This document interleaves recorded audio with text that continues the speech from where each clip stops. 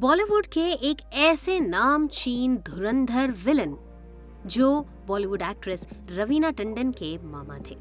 एक ऐसे एक्टर जो बचपन से ही क्रिकेटर बनना चाहते थे, लेकिन नियति उन्हें कहीं और ही ले गई और वो बन गए बॉलीवुड के एक जाने माने एक्टर। यूं तो ये बॉलीवुड की फिल्मों में विलन का किरदार निभाते थे, लेकिन अपने कपड़ों के लिए काफी चूजी थे और इसी वजह से कई बार उन्हें फिल्मों के ऑफर सिर्फ इस वजह से नहीं दिए गए क्योंकि प्रोड्यूसर्स को ये लगता था कि उनके कपड़ों का फाइनेंशियल बोझ उठाते उठाते उनकी फिल्म का बजट बढ़ सकता है। ऐसे में उन्हें फिल्म के लिए साइन करना थोड़ी सी महंगी डील हो सकती है। लेकिन बॉलीवुड के ये विलन अपने कपड़ों को लेकर इतने चूजी थे कि जब इन्हें फिल्मों में काम करने के दौरान कॉस्ट्यूम डिजाइनर्स के कपड़े पसंद नहीं आते थे तो ये अपने वार्डरोब से खुद अपने लिए कपड़े लाकर शूट किया करते थे। कौन है ये एक्टर और क्या है इनसे जुड़े हुए इंटरेस्टिंग फैक्ट्स, आइए आज के इस वीडियो में हम आपको बताते हैं। फिल्म शोले के सांभा को तो आपने शोले में जरूर अच्छे से नोटिस किया ही होगा और उसके बाद ये भी जानने की कोशिश की होगी कि ये किरदार किसने निभाया था। अगर फिलहाल आपकी याददाश्त में ये नाम हल्का हल्का धुंधला सा है तो चलिए हम आपको बता दें कि ये नाम है मैक मोहन का, जिनका असली नाम है मोहन मखीजानी। असल दुनिया में लोग इन्हें इनके असली नाम से कम इनके सांभा के नाम से ज्यादा इन्हें पहचानते हैं। रिश्ते में ये एक्ट्रेस रवीना टंडन के मामा लगते हैं और इनके पिता किसी जमाने में ब्रिटिश आर्मी में कर्नल हुआ करते थे। तो फैमिली में दरअसल किसी भी तरह की कोई फाइनेंशियल परेशानी तो नहीं थी, लिहाजा मैक के ऊपर कभी भी अपने लिए एक प्रोफेशनल करियर चुनने का दबाव नहीं था। वो जो चाहते थे वो कर सकते थे लाइफ में। हालांकि बचपन से ही वो क्रिकेट का बड़ा शौक रखते थे और क्रिकेटर ही बनना चाहते थे, लेकिन शायद उनकी किस्मत को ये मंजूर नहीं था। साल 1940 में उनके पिता कराची से ट्रांसफर होकर लखनऊ आ गए और उसके बाद से मैक मोहन का जिन लोगों के साथ उठना बैठना बढ़ गया वो फिल्म इंडस्ट्री के ही लोग थे और शायद यही रीजन था कि मैक मोहन की फिल्म इंडस्ट्री में एंट्री हुई। मैक मोहन की शुरुआती पढ़ाई लखनऊ में हुई। फिल्म एक्टर सुनील दत्त उनके क्लासमेट हुआ करते थे।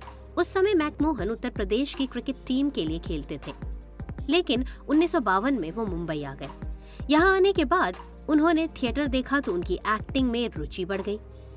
उस समय शबाना आजमी की माँ शौकत कैफी को अपने एक नाटक के लिए एक दुबले पतले शख्स की जरूरत थी और मैक मोहन उस जमाने में फिजिकली काफी फिट थे। जब मैक के एक दोस्त ने उन्हें शौकत कैफी की इस रिक्वायरमेंट के बारे में बताया तो वो उनसे मिलने जा पहुंचे। दरअसल मुंबई आए जरूर थे, लेकिन फिर भी वो अपने काम से अपने लिए पैसा कमाना चाहते थे, लिहाजा पैसों की जरूरत के चलते वो शौकत कैफी के इस नाटक में काम करने की मंशा लिए उनसे मिलने पहुंच गए और बस यहीं से उनके एक्टिंग करियर की शुरुआत हुई।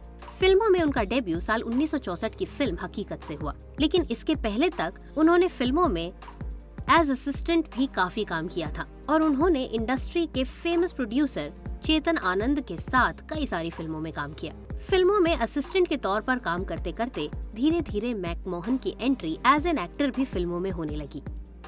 मैक मोहन ने डॉन, कर्ज, सत्ते पे सत्ता, रफू चक्कर, जंजीर, शान और खून पसीना जैसी कई शानदार फिल्मों में काम किया। लेकिन मैक मोहन को आज भी जिस नाम से जाना जाता है वो नाम उन्हें मिला फिल्म शोले से। हालांकि इस फिल्म से जुड़े किस्से के बारे में अगर बात बताएं तो इस फिल्म को करने के बाद मैक मोहन काफी निराश भी हुए थे, लेकिन शायद उस समय तक उन्हें ये नहीं पता था कि ये फिल्म उनकी जिंदगी की माइलस्टोन फिल्म बन जाएगी। दरअसल इस फिल्म के जरिए मैक मोहन को अपने सिर्फ एक डायलॉग के चलते इतना ज्यादा प्यार मिला कि जिसकी वजह से वो सालों साल अपने उसी डायलॉग और किरदार की वजह से याद किए गए। आपने फिल्म शोले का वो डायलॉग तो सुना ही होगा, कितने आदमी थे, जिसके जवाब में मैक मोहन ने सिर्फ 3 ही शब्द कहे थे। हालांकि शोले की शूटिंग के लिए मैक मोहन को मुंबई से बेंगलुरु तक 27 बार जाना पड़ा और इस फिल्म में उनका किरदार अच्छा खासा बड़ा था, लेकिन जब फिल्म एडिट हुई तो उसके बाद उनका किरदार काफी छोटा रह गया। जब उन्होंने फिल्म शोले देखी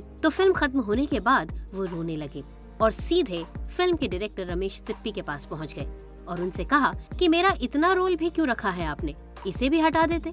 जिसके जवाब में फिल्म के डायरेक्टर ने उनसे कहा कि अगर ये फिल्म हिट हो गई तो दुनिया तुम्हें सांभा के नाम से जानेगी। अरे ओ सांभा, कितना इनाम रखे है सरकार हम पर? पूरे 50,000। शायद रमेश सिप्पी की जुबान पर उस समय सरस्वती बैठी हुई थी कि उनकी ये बात सच हो गई और उसके बाद से मैकमोहन सांबा के नाम से जाने और पहचाने जाने लगे।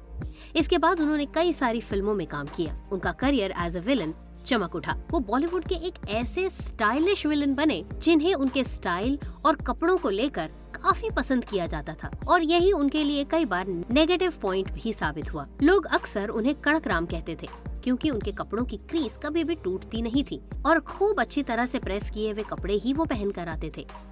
उनके कपड़े पूरी तरह से फिट होते थे और उन्हें एक स्टाइलिश विलन के तौर पर इस्टेब्लिश कर रहे थे। लेकिन इसी वजह से कई बार निर्माता उन्हें अपनी फिल्मों में काम करने का ऑफर नहीं देते थे क्योंकि उन्हें लगता था कि अगर मैकमोहन को फिल्मों में काम मिला तो उनके वार्डरोब का बजट फिल्म के बजट से भी ऊपर जा सकता है। लेकिन मैकमोहन को जब कभी भी प्रोड्यूसर की इस खामी का पता चलता था तो वो अपने लुक को सही करने के लिए अपनी वार्डरोब से खुद कपड़े लेकर आते थे और फिल्मों में अपने ही कपड़ों को पहनकर शूटिंग किया करते थे। कई बार ऐसा हुआ जब मैकमोहन ने फिल्मों में न सिर्फ खुद मुफ्त में काम किया बल्कि अपने खुद के कॉस्ट्यूम का इस्तेमाल भी फिल्म की शूटिंग के दौरान किया। अपनी एक फिल्म के जरिए मैकमोहन ने बॉलीवुड में वो नाम कमाया जिसे कमाने के लिए हर एक्टर तरसता है।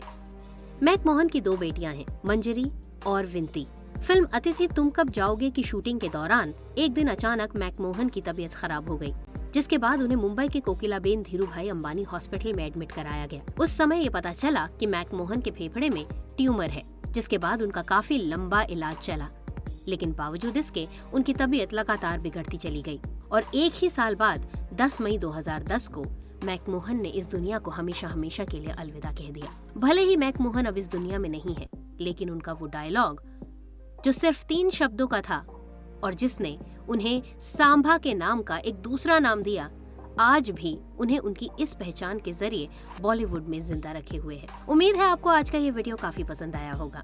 वीडियो अच्छा लगे तो इसे ज्यादा से ज्यादा शेयर कीजिए, चैनल को सब्सक्राइब कीजिए, पेज को लाइक कीजिए और हमारे साथ जुड़ते चले जाइए। आज के लिए बस इतना ही। अगले वीडियो के साथ होती है आपसे दोबारा मुलाकात। तब तक के लिए बाय बाय।